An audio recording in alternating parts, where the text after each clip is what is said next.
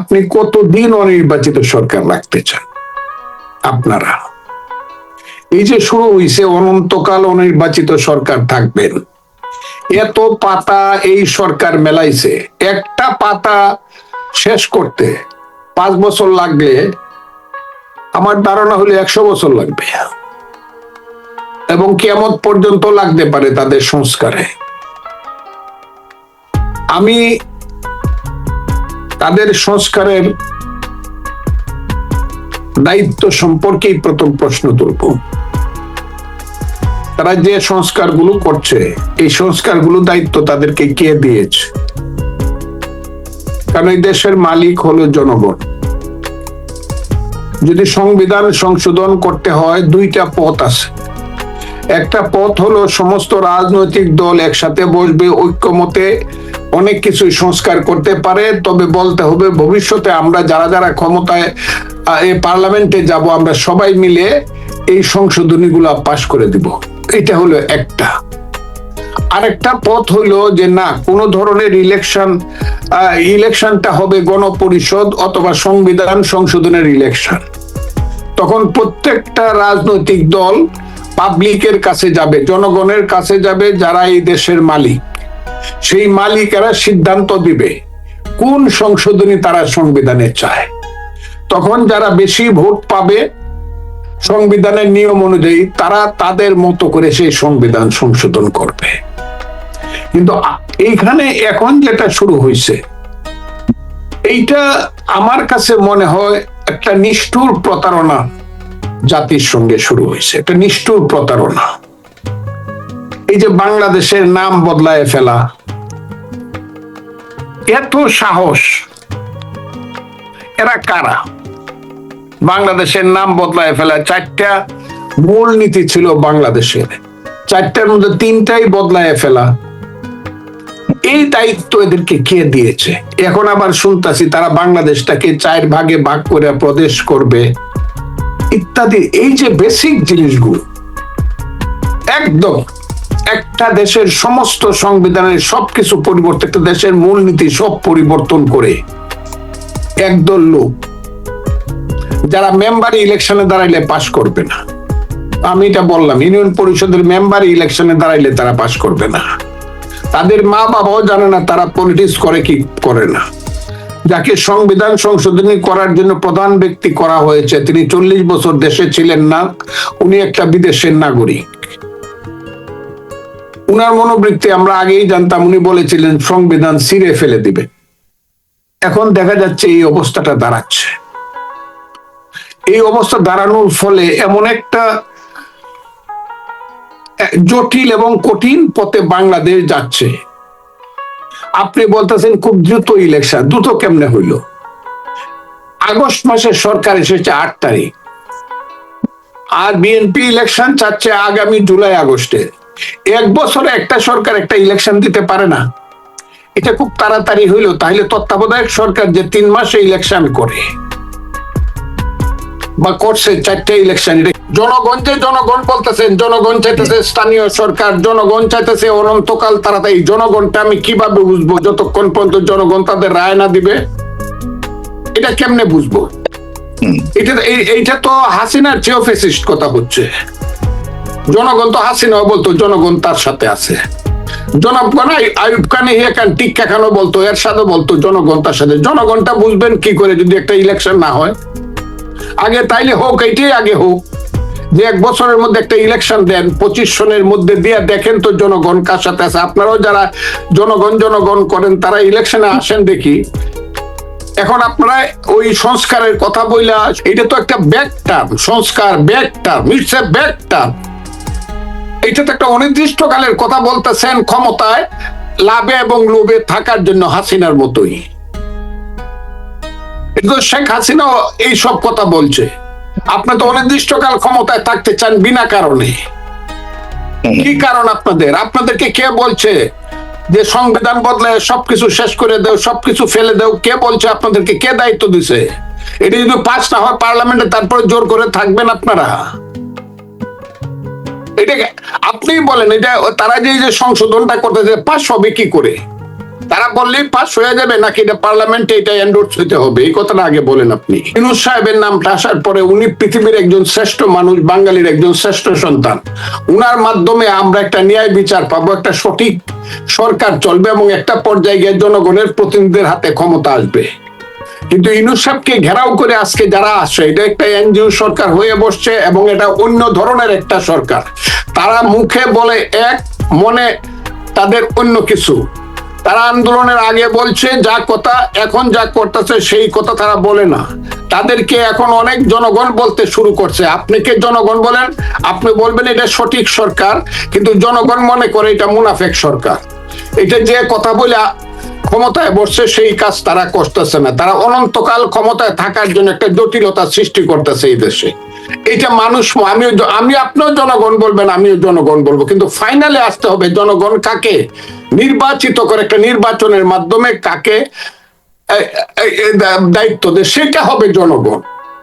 আপনিও জনগণ বললেন, আমার পক্ষে জনগণ, আমিও জনগণ বলবো। এর জন্য তো একটা ভোট হওয়া দরকার। সব কিছুই হ্যান্ডেলিং করতে পারতেছে না, দেশ আল্লাহ চালাইতেছে, এটা দেশ চলছে না। এইগুলা কইয়া অনর্থক বিভ্রান্তি সৃষ্টি করে একটা মানে অনির্বাচিত ক্ষমতাকে দীর্ঘায়িত করার একটা প্রচেষ্টা চলছে। ইউনূস সাহেব কিছুই করতে পারতেছে না এই দেশে। ইউনূস সাহেবের সরকার, ইউনূস সাহেব মানে ইউনূস সাহেবের সরকার কিছুই করতে পারতেছে না। একটা নির্বাচিত সরকার যত খারাপই বলেন এর চেয়ে ভালো চালাবে, যে কোনো নির্বাচিত সরকার এর চেয়ে ভালো চালাবে, এটা আমি মনে করি। সেই কারণে ফখরুল ইসলাম আলমগীরকে একদম এক সময় মাথায় তুলে রাখতেন, খুব ভালো মানুষ ছিল। এখন সে একদম এত শয়তান হয়ে গেল যে তাকে দুজকে অনন্তকাল জ্বলতে হবে, এই ধরনের স্টেটমেন্ট ফেসবুকে আমি দেখছি। এই যে অবস্থাটা, এই অবস্থা থেকে মুক্তি পাওয়ার পরটা কি? পরটা হলো জনগণের মতামতকে গুরুত্ব দেওয়া, এবং সেই জনগণের মতামতটা আসতে পারে তো প্রসেস অফ ভোট। সেই কারণে আমরা বলছি যে 1 বছর পরে হইলো একটা, 1 বছরে যে ইলেকশন দিতে পারবে না, সে 5 বছরের ইলেকশন দিতে চায় না, সে ক্ষমতায় আঁকড়ে ধরে থাকতে চায়। সেটা ভারত বলে বলছি না, সব সরকারের সঙ্গে এর চেয়ে ভালো সম্পর্ক হবে নির্বাচিত সরকার হইলে। কারণ পৃথিবীর লোকজন মনে করবে they are elected by the people of the country. এখন তো তাদেরকে মনে they are nobody of the country, এবং এটা আস্তে আস্তে এই দিকেই যাচ্ছে। কাজে নির্বাচিত সরকার হলে সমস্ত পৃথিবী আমাদেরকে সম্মান দেখাবে, সেই কারণে তাদের সাথে আমাদের সম্পর্ক ভালো হবে। আসলে আসল সত্যটা হইল 15 বছর পর্যন্ত আন্দোলন সংগ্রামের মাধ্যমে সমস্ত ফসলটা ফলাইছে বিএনপি, এবং এই ফসলটা যখন কাটার সময় এসে দাওয়ালে কাটছে। ছাত্ররা হইলে দাওয়ালের ভূমিকা অবতীর্ণ হয়েছে। এখন ছাত্ররা সব ওই যে বৈষম্য বিরোধী ছাত্ররা, তারা এই সমস্ত ধানটা কাইটা নিতে চায়। কাইটা নিয়ে বলে যে সবটাই আমাদের। আমরা বলি যে না, ফাউন্ডেশন জমি আমার, চারা লাগাইছি আমি, হালি বাজতেছি আমি, পানি দিছি আমি, ধান হলুদ লাল করছি আমি, তুমি কাইটা দিছো, তুমি তোমার ভাগ নিবা, আমাকে আমার ভাগ দিবা, সবটা ভাগ তোমার না। আমার কথাটা এখানে খুব সুস্পষ্ট। এখানে বিএনপির ফাউন্ডেশন, বিএনপি এবং বিরোধী দলের আন্দোলনের 15 বছরের ফাউন্ডেশনের উপরে দাঁড়িয়ে আমাদের সন্তানের আন্দোলন জানে না। আমার সম্পর্কে জানলে উনি বলতো, আমি এই সন্তানদেরকে আমার সন্তানের মতোই স্নেহ করি। ছেলে বলতে কোনো দোষ নেই, কারণ আমার ছোট ছেলের বয়সও আমি আজকে আপনাকে বলতে চাই কথাটা, কিন্তু আন্দোলন যে কারণে হয়েছিল সেই কারণে থেকে তারা অনেক দূরে সরে গেছে, এবং সেই দূরে সরার কারণেই আজকে মানুষের মধ্যে, জনগণের মধ্যে সন্দেহ দেখা দিয়েছে দেশ কোথায় যাচ্ছে। তারা সংবিধান পরিবর্তন করতেছে, কেউ বলতেছে সংবিধান ছিঁড়ে ফেলে দিব, কেউ বলতেছে মুক্তিযুদ্ধ হইল 47 আর 24, 71-এ কোনো মুক্তিযুদ্ধ হয় নাই, 72-এর সংবিধান একটা দলের কি ম্যানিফেস্টো। এইসব কইয়া যে অবস্থাটার সৃষ্টি করতেছে এই দেশে, আমি আপনাকে বললাম যত কথাই তারা বলুক, এইটা হলো একটা কালো, সমস্ত মুক্তিযুদ্ধের সমস্ত আদর্শকে বাদ দিয়ে একটা অন্ধকারের দিকে যাবে, এবং যাওয়ার জন্য সবকিছু তারা পরিবর্তন করতে চায়। সেই কারণে বিএনপি, যেহেতু জিয়াউর রহমানের দল, জিয়াউর রহমান স্বাধীনতার ঘোষক, তারা জিনিসটা কিন্তু উপলব্ধি করতে পারছে যে ওই সবকিছু থেকে মোটামুটি ভাবে প্রাথমিক ভাবে উত্তরণের একমাত্র পথ হলো নির্বাচন, জনগণের কাছে যাওয়া। সেই কারণে আমরা জনগণের কাছে যেতে চাই। এইটাকে যারা ভিন্নভাবে প্রবাহিত, এক ভাই বললেন যে ইলেকশন চাইলেই নাকি ভারতের দালাল হয়ে দেব বা ভারতের ইচ্ছা পূরণ। কেন? আমার দেশে ইলেকশন করে যে দল মেজরিটি হবে সেই দল রাষ্ট্র ক্ষমতায় থাকবে, সে মানুষের কাজ করবে, সে ভারতের দালাল হবে কেন? এইসব কথা বলে যারা জঞ্জাল সৃষ্টি করতে চায় এবং যারা এই দেশে নির্বাচনের ব্যাপারে অথবা জনগণের অধিকারকে যারা খর্ব করতে চায়, আমি তো মনে করি তারা এই দেশের সর্বনাশ করছে। আমি এটাও মনে করি এই দেশকে আপনি দেখবেন, আপনার সাথে আমার আরো দেখা হবে, এই দেশ বাঁচানোর একমাত্র পথ হলো নির্বাচন। আর নির্বাচন যদি অনর্থক দীর্ঘস্থায়ী করা হয় তাহলে দেশের জঞ্জাল বাড়বে এবং যারা দেশ চালাচ্ছে তাদের দেশ চালানোর কোনো যোগ্যতা নাই। আমি এটা এখন পরিষ্কার ভাবে বলতে চাই। তাদেরকে আমরা মনে করছিলাম যে তারা খুব ভালো কিছু করতে পারবে। ইউনূস সাহেব সম্পর্কে এখনো আমার ধারণা অনেক উপরে, এবং আমি মনে করি অনর্থক ক্ষমতাকে দীর্ঘায়িত করতে গিয়ে, বিনা নির্বাচনে ক্ষমতাকে দীর্ঘায়িত করতে গিয়া উনি নিজেকে ছোট করবেন না, কারণ উনি খুব বড় মানুষ এই পৃথিবীর। ডিসেম্বর 15ই জানুয়ারি আমরা বিপ্লবের কি দিব, ডিক্লারেশন, প্রক্লেমেশন, এই যে শুরু হয়েছে, এটা শেষ কোথায়? এটা শেষ একমাত্র তারা প্রক্লেমেশন, ডিক্লারেশন যাই দিক, জামাত একটা দল, সেই দলটা এই দেশে ইসলামিক আদর্শ চায়, তারা সবসময় বলতেছে কোরআনের শাসন চায়, অন্যান্য ইসলামিক দলগুলো চায়। এটা শেষ কোথায়? আমরা গণতন্ত্র চাই, আমরা এই দেশের ফির দুনিয়া চাই, মানুষের অধিকারের প্রশ্ন চাই, ভোট চাই। এটা শেষ কোথায়? সবটার একমাত্র শেষ হইল জনগণের কাছে যাওয়া, কারণ এই দেশটা হলো জনগণের। 18 কোটি মানুষের দেশ। তাদেরকে জিজ্ঞাসা করা, তোমরা কি বলো, আপনারা কি বলেন? আপনারা তো বাড়ির মালিক, পাহারাদার, আপনারা কাকে রাখতে চান? তাদেরকে সিদ্ধান্তের দায়িত্ব দেওয়া। এই কথাটা যতবার আপনি আমাকে জিজ্ঞাসা করেন, একটা কথাই বলবো, সময় জুলাইয়ে হবে না সময় ডিসেম্বরে হবে, সেইটা নির্ধারণ হইতে পারে। আরেকটা কথা, আমার ভাইকে আমি খুব সেলিউট করলাম, আমার মুক্তিযোদ্ধা ভাইকে আমি খুব সেলিউট করলাম, আমার লেফটেন্যান্ট কর্নেল হাসিনুর ভাইকে আমি সেলিউট করলাম এই কারণে, উনি বলতেছে যে কাজেই সরকার করুক, this government is not elected, কাজে যত রাজনৈতিক দল আছে তাদেরকে সাথে নিয়ে তো কাজগুলা করা দরকার। কিন্তু এখন দেখা যাচ্ছে সমস্ত রাজনৈতিক দলগুলোকে প্রতিপক্ষ বানায়া নিজেরা গোপনে গোপনে কি যে করছে এটা বোঝার কোনো নাই। সমস্ত পত্র পত্রিকাগুলো কন্ট্রোলড, সমস্ত পত্র পত্রিকা কন্ট্রোলড, সমস্ত টেলিভিশন সেন্টার গুলো কন্ট্রোলড, কোথাও কোনো খবর পাওয়া যাচ্ছে না। অথচ আমরা জানি দেশের ভিতরে কি ঘটতেছে, আমরা জানি এই দেশে কি হচ্ছে। ওই যে যারা বললেন বিএনপি চাঁদাবাজি করছে, আমার ভাই বললেন কথাটা, বিএনপি চাঁদাবাজি করে যদি 10 টাকা করে থাকে, যারা 10 কোটি টাকা চাঁদাবাজি করছে তারা হিরো হয়ে বসে আছে, তাদের নামে কোনো দুর্নাম নাই। যারা এই দেশে সবকিছু দখল করে বসে আছে, প্রশাসন থেকে ধরে যা আছে সবকিছু, তাদের কোনো দুর্নাম নাই। বিএনপির একটা কর্মী 15 বছর যাবৎ সংগ্রাম করছে, 5 বছর জেল কাটছে, বাপ মরছে, জানাজা পড়তে পারে নাই, জানাজা আসলেও যে কর্মী হাতে বা পায়ে ডান্ডা বিড়ি নিয়ে আইছে, সেই কর্মী জেল থেকে বেরিয়ে পেটে ভাত নাই, যদি 50টা টাকা, 100 টাকা, 1000 টাকা, 10,000 টাকা যদি কোথাও থেকে রোজগার করে থাকে, তার যে অপরাধ, তার চেয়ে বেশি অপরাধ হইল যারা বিএনপির ছায়া তলে থাইকা এখন এই সুযোগে